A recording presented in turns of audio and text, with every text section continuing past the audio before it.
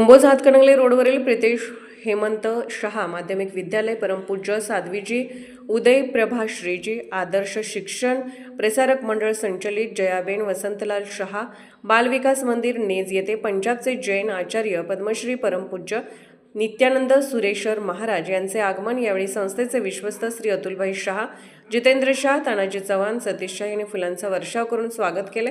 पद्मश्री परमपूज्य नित्यानंद महाराज यांनी आतापर्यंत 2 लाख किलोमीटरपेक्षाही जास्त पदयात्रा केली आहे।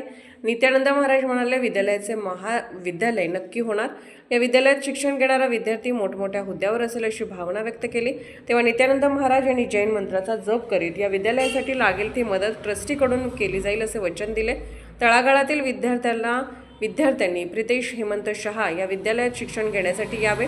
इथं आलेल्या विद्यार्थ्याला कोणत्याही प्रकारची अडचण येणार नाही। यावेळी संस्थेचे विश्वस्त अतुलभाई शाह, जितेंद्र शाह, तानाजी चव्हाण, सतीश शाह यांनी शाळेबद्दल माहिती दिली।